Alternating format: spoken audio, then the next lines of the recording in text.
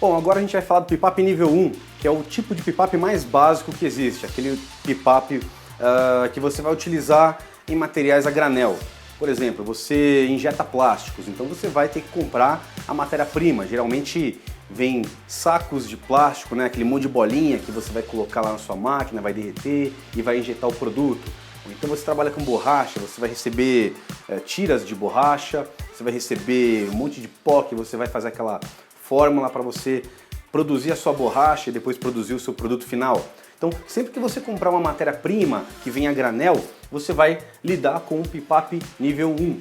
E o pipap nível 1, a maioria dos itens, dos elementos, ou não se aplicam, ou não são mandatórios, né? Vai depender muito de cada situação. Mas geralmente, o pipap nível 1 vai atuar com o elemento 2, né? Alterações de engenharia, alterações na matéria-prima do produto, que ele tem que enviar o histórico, ensaios de matéria-prima e desempenho, relatório de aprovação de aparência e o PSW. Basicamente, você vai ter lá o seu PSW aprovando o produto, e esses outros itens ele vai vir num documento que comumente aí é chamado de data sheet. E aí vai uma dica importante: esse documento que vai acompanhar a matéria-prima chama data sheet, não é data sheet, porque existe uma diferença. E se você estiver tratando com um cliente estrangeiro, dependendo da forma que você passar a informação para ele, isso vai gerar muito problema. Eu vou mostrar para vocês a situação. A gente está falando aqui de data sheet, com dois E's, né? Apesar de ter dois E's, você pronuncia com um I bem estendido, né? Se você falar data sheet com um som meio de E e curto, o seu cliente vai entender outra coisa. A tradução disso aqui é folha de dados. Que dados?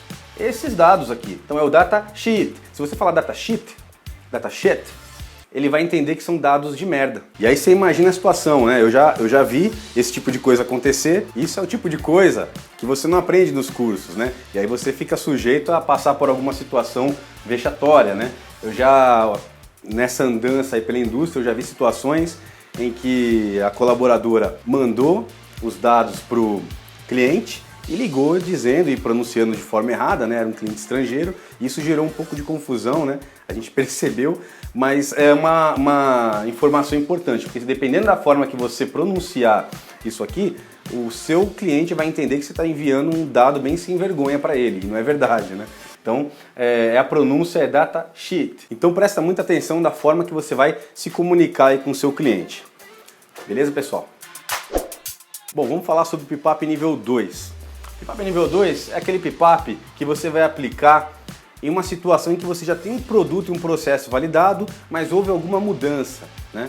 Se você mudou a sua máquina para uma outra máquina diferente, ou se você pegou a mesma máquina, mas mudou de lugar, se você mudou a matéria-prima, ou se você mudou alguma coisa no desenho, enfim, você já tem um produto corrente, um produto validado, mas você realizou alguma mudança, aí você aplica o pipap nível 2.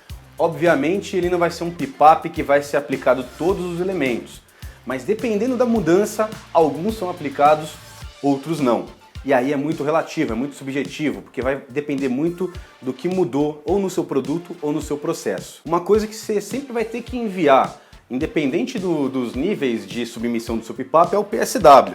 Ele sempre vai estar presente. Um exemplo grosseiro aqui é uma mudança, de repente, no desenho do produto. Vamos supor que você mudou alguma cota no desenho desse produto. Então, o que vai ser aplicado nesse pipap nível 2? Você vai ter que reenviar o desenho, porque houve uma atualização, né? Alterações de engenharia, porque foi alterado alguma coisa. O seu cliente vai ter que fazer uma nova aprovação. O DFMEA, o Design FMEA, vai ter que ser atualizado, porque a gente está falando da estrutura do design, né? Da estrutura do produto.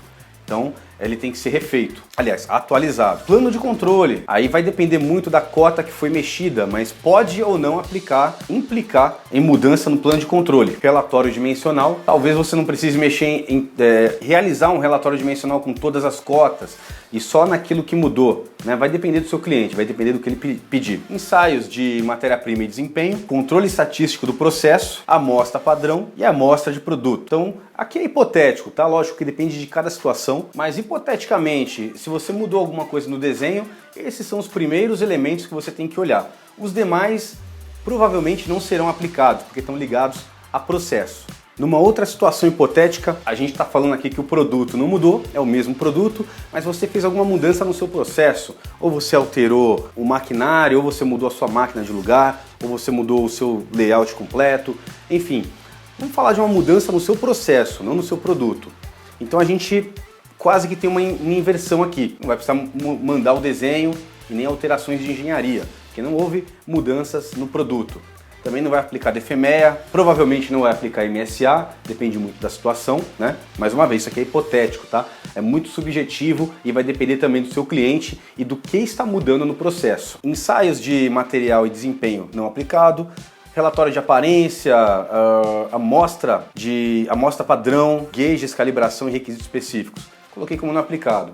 E aí o que aplicaria? A aprovação do cliente, fluxograma do seu processo, porque pode ter mudado o layout, né? Então isso implica no fluxograma, o PFMEA, que é o FMEA de processo, o plano de controle, dependendo, claro, da mudança, pode ou não ser aplicado. Eu coloquei aqui hipoteticamente que impactou no plano de controle. Relatório dimensional, estudo de capabilidade, amostras de produto e, mais uma vez, aqui o PSW. Então aqui eu estou falando de coisas hipotéticas. Então cada situação é uma situação, cada situação vai exigir alguns documentos, não vai ser o PIPAP completo e aí você tem o PIPAP nível 2, né? Não existe uma fórmula mágica, cada situação é uma. Lembra bem, sempre que você mudar alguma coisa, seja no produto ou no processo, avisa o seu cliente. Tem situações que realmente são difíceis aí de prever, né? Eu tinha um fornecedor que ficava no sul, teve um ciclone lá, arrebentou a fábrica, o cara teve que mudar todo o maquinário dele de lugar. E assim, imediatamente ele entrou em contato conosco, avisou e pediu uma auditoria de emergência lá para poder validar esse novo layout até ele restaurar a fábrica dele. São situações atípicas, né? Mas uma situação normal, você sempre avisa o seu cliente o mais rápido possível da mudança que você pretende executar, porque precisa da aprovação dele. E essa aprovação é ele que vai definir o que vai ser aplicado ou não. Bom, pessoal, a gente falou aí do conceito de PIPAP, falamos do PIPAP nível 1, que nós usamos para material a granel, PIPAP nível 2, que nós utilizamos aqui para qualquer mudança em um produto que a gente já tenha aprovado, ou produto ou processo. Então eu tenho uma situação que já está aprovada, mas eu preciso mudar alguma coisa. Então eu não vou aplicar ele inteiro, eu vou aplicar algumas coisas, eu tenho o nível 2. E a gente tem agora o nível 3, que é o PIPAP, que a gente chama de PIPAP completo.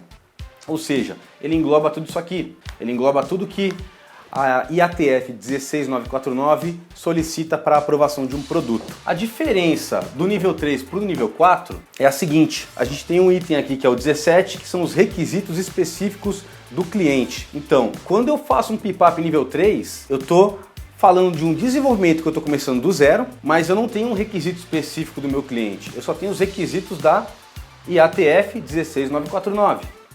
Então eu estou começando esse desenvolvimento do zero, envio todo esse book de itens, de elementos para o meu cliente e ele aprova. Quando eu tenho um cliente que tem requisitos específicos, ou seja, além de tudo que a IATF 16949 pede, ele tem aquilo que é só dele, que é específico dele, aí eu tenho um PIPAP nível 4. Então é praticamente a mesma coisa, o 3 e o 4. A diferença é que o 4 me pede requisitos específicos. Então se você vai fornecer, por exemplo, para a Volkswagen, eles vão pedir uma auditoria VDA, é um requisito específico deles. Se você vai fornecer para a Fiat, eles vão pedir para que você aplique o PDR, que é o Run at Rate, onde você vai fazer a cronometragem do seu processo, é um requisito específico da Fiat. Se você for fornecer para a GM, ela vai te cobrar o BICS, né? Que é um conjunto de uma metodologia de qualidade para desenvolvimento de fornecedores. Enfim, cada cliente a nível de montadora vai te pedir uma coisa específica dele, fora o que é padrão de mercado, o que é padrão de IATF. Alguns sistemistas também têm os seus requisitos específicos, né? Algumas empresas de linha branca também. Então, a única diferença do nível 3 para o nível 4 é essa. O nível 3 você atende a IATF, o nível 4, além de atender a tudo que a IATF pede, você tem requisito específico. Aí você vai falar assim para mim: poxa vida, entendi, é pesado, né? Se eu tiver o nível 4, porque eu tenho, além de tudo aquilo que é fundamental, eu ainda tenho aquilo que é requisito específico. E o 5? O PIPAP nível 5, ele é praticamente a mesma coisa que o nível 4 e o nível 3. Mas o auditor vai até a planta da sua empresa para verificar tudo isso. você não precisa, segundo a norma, enviar para ele, mas ele vai na sua planta ver cada um desses itens, né? Geralmente você acaba enviando e ele vai na sua planta e vê também, né? Na prática é assim que funciona. Mas aqui no nível 5, além de atender a tudo isso, você ainda é auditado. Então o cara vai bater na sua porta, vai olhar o seu processo, vai olhar o seu produto, vai olhar toda essa documentação aqui para ver se realmente aquilo que você diz que está atendendo, se você realmente atende. Pessoal, então esse foi um overview a respeito do Pipap. Espero que vocês tenham gostado. Qualquer dúvida, coloca aí no comentário. Não deixa de curtir, não deixa de compartilhar. Segue a gente no canal para a gente continuar nosso trabalho. Beleza? Obrigado, gente. Até mais.